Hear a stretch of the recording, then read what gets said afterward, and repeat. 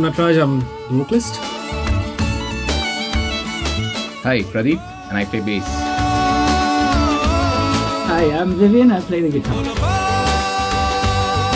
Hi, I'm Raghav, I play the drums, and we also have Manoj who plays the violin. Unfortunately, he's traveling today. And we are Vinapra.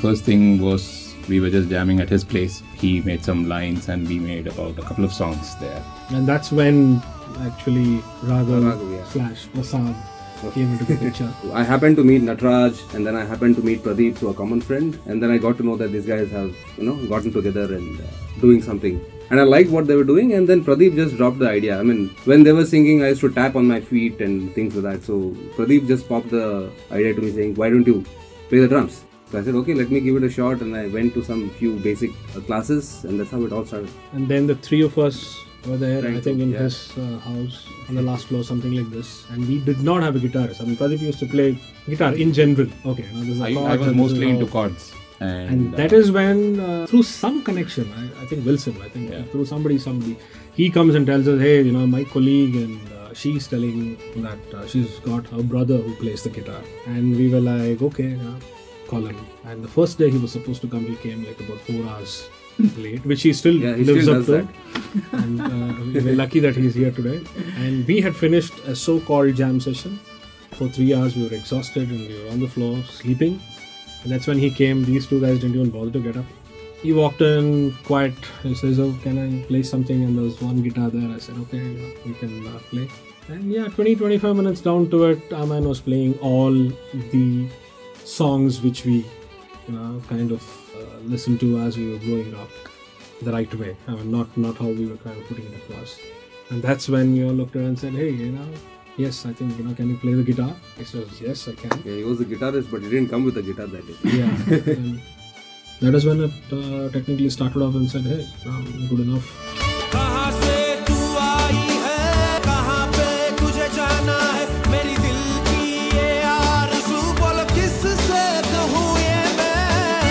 The initial lineup also had Wilson, who used to play the keyboard.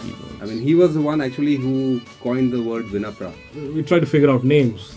It was just not making sense. It was almost like English names, and we were trying to play Hindi and stuff like that. And finally, one day he comes back and he says, how does Vinapra sound? And we had finished about 50 names by then. And we said, it sounds different. What is it? I said Wilson for V, and Vivian for V, Na for Nataraj. Pra for Prasad and Pradeep, yeah. I mean, Vinapra, how big deal. We thought for a couple of minutes. It sounded Sanskrit, a little different from the usual stuff. And we said, okay, I mean, let's go with this name for now, for the next couple of years, and we'll figure out, there's no big deal. Then, hence Vinapra, and it's not changed.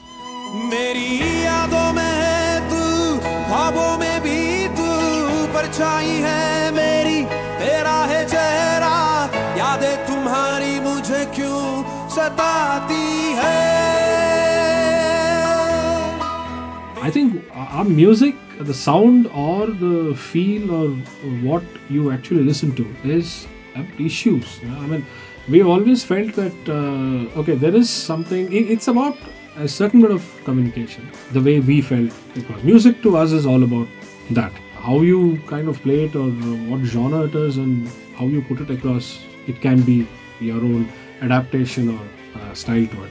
And otherwise, actually, if you were to, it's a Hindi rock band, period. There is no jazz to it, there is no gyan to it.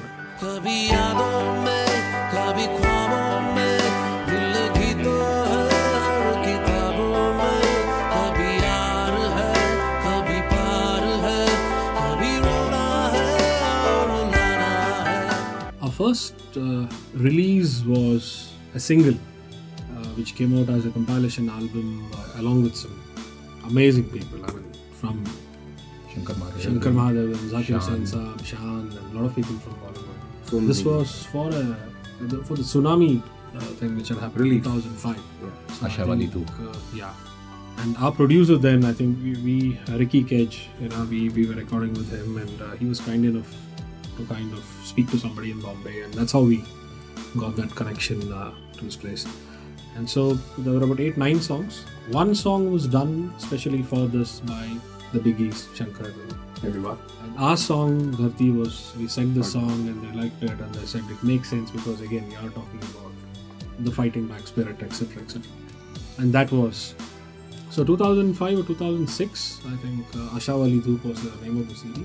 And that was technically our first release under a banner. And after about a year and a half to 2007 or 2008, around that time is when the first RW album was released. A full-length album.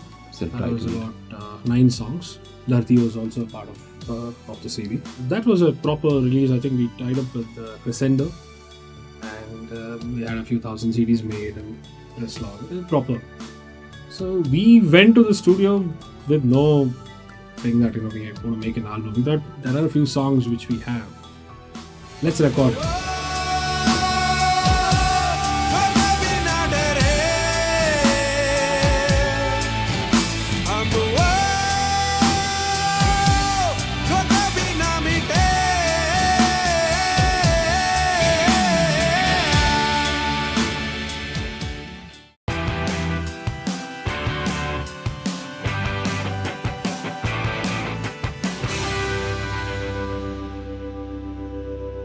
Gurur Brahma, Gurur Vishnu, Gurur Devo Maheshwara.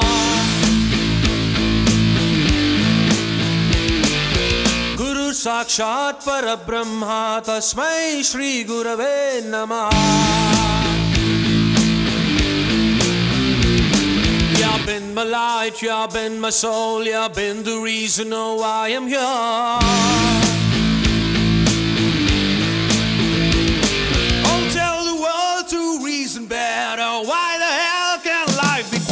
Guru Brahma, I think there's quite some time in between, where we were kicked out of a lot of his jam rooms. So we used to meet up at this coffee shop and they used to have this guitar there to just take and jam. And that's where I think those are the days when...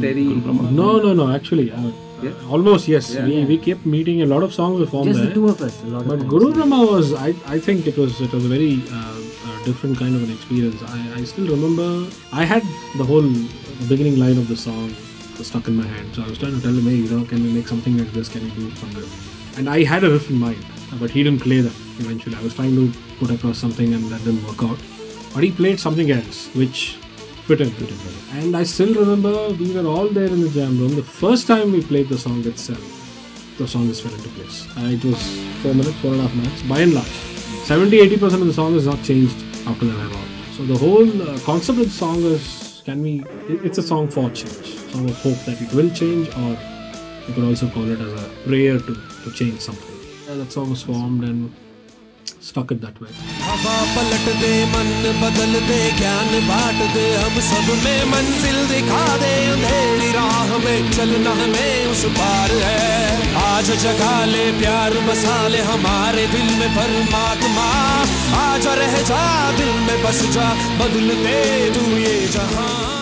Baatein Banana, I think, to me, is the journey of the band. How difficult it was and all the small little issues we have gone through and things like that. So we thought we'll just put it across in a nice way. Not how difficult it was, how difficult it still is. It is. The story continues.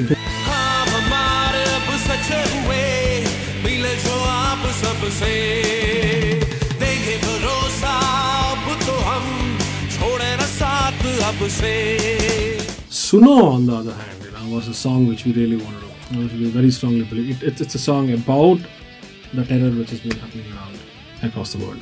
It's Suno is basically the shout from within, from different people. The angst, the frustration that you have.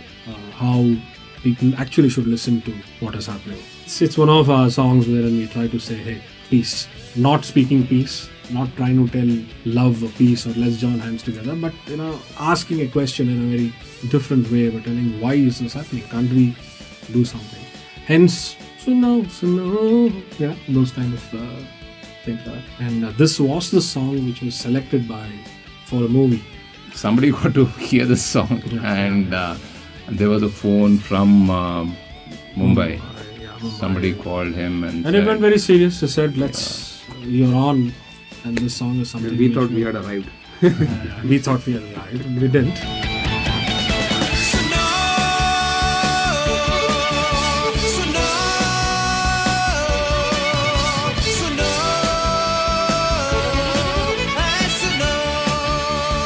So I really don't know. I'm kind of clueless with Yada, actually speaking, but it's basically a conversation about two people where, as the lyric person says, I understand from your talks that you are crazy about me.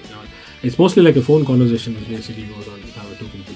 It was actually, he was playing the plucking bit of the song, and when we were making these songs, most of the songs were a little heavy and a little fast-paced and stuff like that.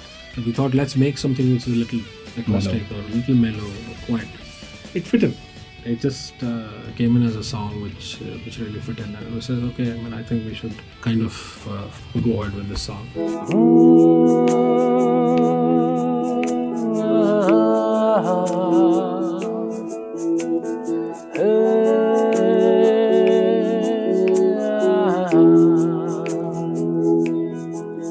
लगता है क्यों तेरी बातों से खोई है तू मेरी यादों में, सुनती है क्या तेरी धड़कन को, हूँ क्या मैं तेरी सांसों में, बोलो ऐसा क्यों लगता मन में, बोलो ऐसा क्यों लगता मन में, तेरी चाहत की आग में चलता हूँ क्यों मैं, रहती है दूर इतनी लगता नहीं है, यादें तुम्हारी मुझे क्यों सताती है, तेरी चाहत की आग में जलता हूँ क्यों मैं, रहती है दूर इतनी लगता नहीं है, यादें तुम्हारी मुझे क्यों सताती है।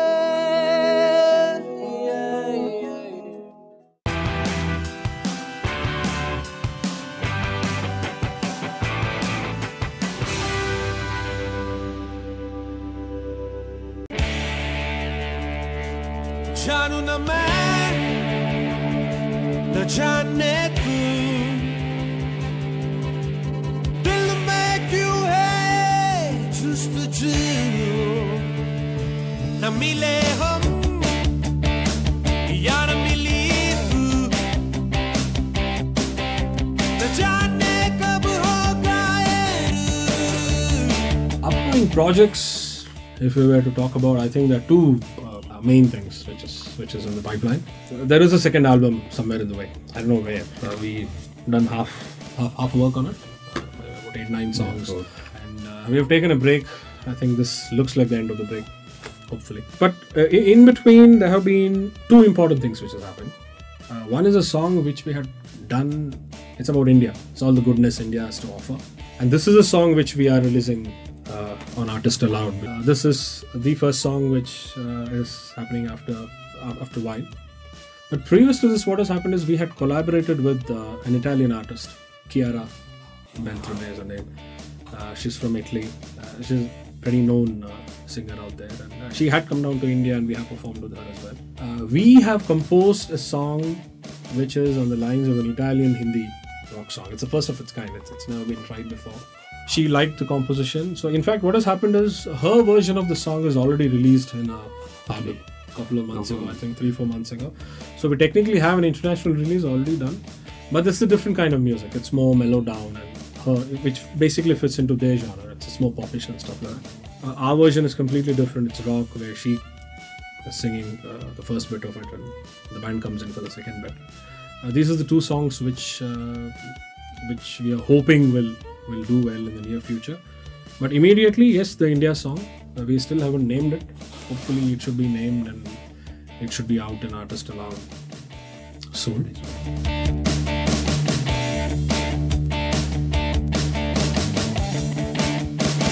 What has happened is, let's say for example, a band wants to release its album and they want to go the traditional way, producing physical CDs and then punching them, getting them branded, getting them produced and getting them signed up with a music label, it's a huge logistical nightmare.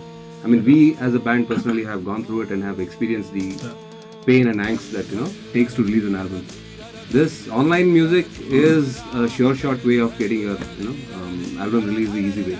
One point of contact, you just submit your material, and if they like it, it's up there. So eventually, and even the reach is huge and wide. Talenters, yes, you get recognized, and there are other modes and other people who help you be recognized. There are platforms. Platforms could be a stage somewhere with someone telling, hey, come sing a song. Platform could be a CD kind of a thing. Platform could be ArtistAloud in so many cases you're talking about. That way, if you were to see, I think the online presence they have been able to create for so many bands. I mean, just go to them, you see most of the bands are around, tied up with the artists for the digital rights. And that was a very smart move. Telling, yes, you can still sell your CDs, it's fine by us, but at least can we do this bit? And I think they do a fabulous job.